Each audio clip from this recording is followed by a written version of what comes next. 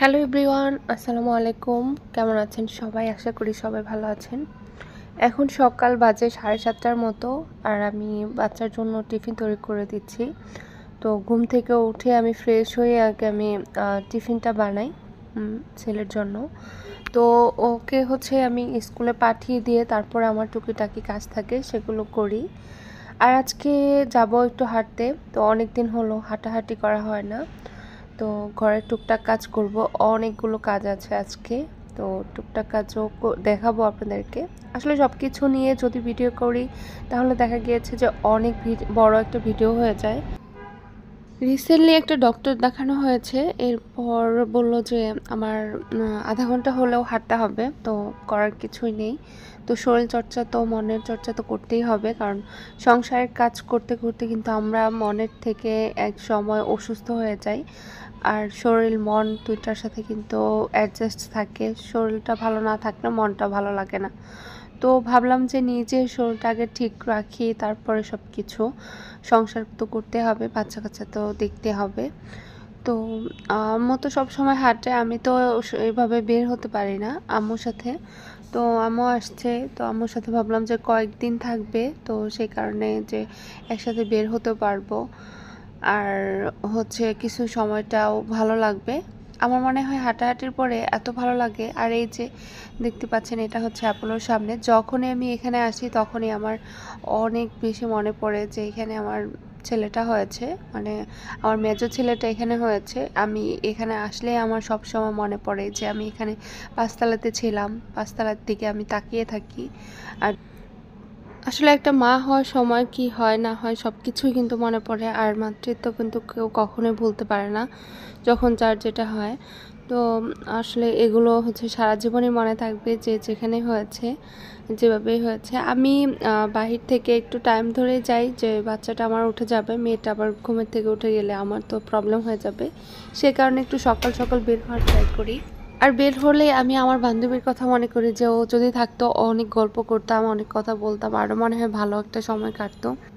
তো ওকে ফোন দিলে ও স্কুলে যেয়ে আবার দিয়ে চলে যায় বাসায়। ওর আবার বিকেলে বের হতে হয় মেয়েকে নিয়ে। তো মেয়েকে কোচিংয়ে দিয়ে তারপরে ও আবার হাঁটতে পারে, সেই কারণে আর ও সকালে ওইভাবে বের হয় না। তো কিছুদিন আগে ও বের হয়েছিল সকালে, আমাকে বলেছিল সকালে যেতে। আমি বলেছিলাম যে না, ছোট মেয়ে, ওকে দেখে আমি একদমই বের হতে পারছি না। ও তো ছোট, ও ঘুম থেকে তাড়াতাড়ি উঠে যায়, একদমই সকাল সকাল উঠে যায়। আমার ছেলেকে যখন আমি স্কুলে দিয়ে আসি তখনই উঠে যায়। সংসার সুখী হয় রমণীর গুণে, কিন্তু একটা কথা আছে, রমণী থাকলে শুধু হবে না, রমণীর সাথে তার যে হাজবেন্ডটা থাকবে তারও একটা গুণ লাগবে। কারণ একটা স্বামী স্ত্রী মিলেই কিন্তু সংসারটাকে গোছানো হয়। আলহামদুলিল্লাহ, আমার হাজবেন্ড অনেক বেশি কেয়ারফুল। আমার বাচ্চাদেরকেও যেরকম কেয়ার করে আমাকেও কেয়ার করে। না হলে আজ পর্যন্ত এরকম আমি আসতেও পারতাম না, আর এত কিছু আমি শিখতেও পারতাম না। আসলে আমি অনেক ছোট ছিলাম, অনেক ছোট থেকে আমার আজ পর্যন্ত, মানে বিয়ে যে হয়েছে একদমই ছোট ছিলাম, তখন থেকে আজ পর্যন্ত অনেক কিছু শিখতে পেরেছি শুধুমাত্র হাজব্যান্ডের কারণে। অনেকের কথাই বললাম যে অনেকের হাজব্যান্ড কিন্তু অনেক ধরনের খারাপ থাকে, কিন্তু সেরকম না। আসলে এটা কিন্তু ভাগ্যের ব্যাপার। তো যাই হোক, আমার মেয়েটা ওঠার পরে ও একদমই খেতে চায় না, একদম মানে দুষ্টুমি করে আমার সাথে, যে ও একটু মোবাইল দেখবে তারপরে নাকি খাবে, আমাকে একটু বলে তারপরে প্রমিস করে নেয়, তারপরে খাবার খাওয়াতে পারি না ওকে।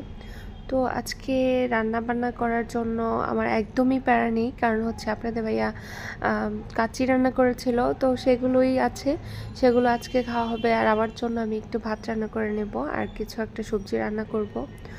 তো মাথাটা একদমই ঝিমঝিম করছিল, তো আমাদের দুজনের জন্য চা বানিয়ে নিলাম। চা খাবো, তারপর একটা বিস্কিট খাবো, তারপরে একটু ফ্রেশ হব। ফ্রেশ হবো বলতে আমি একটু হাত মুখ ধুয়ে তারপর এই যে কাজগুলো করে নিচ্ছি, এগুলো বক্সে ভরে নিচ্ছি, না হলে তো খাবারগুলো একদমই নষ্ট হয়ে যাবে।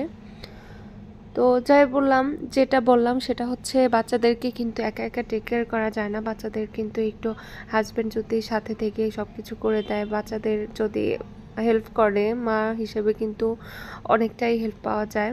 আর বাচ্চা নিয়ে কিন্তু অনেক কাজ থাকে, অনেক ধরনের, যে কাজগুলো কিন্তু আসলে অন্যকে দিয়ে করানো যায় না, সেটা শুধু মা আর বাবা মিলেই করলে সেই কাজটা কিন্তু সুবিধা হয়। তো যাই হোক, আমি কিন্তু খাবারগুলো রেখে দেব।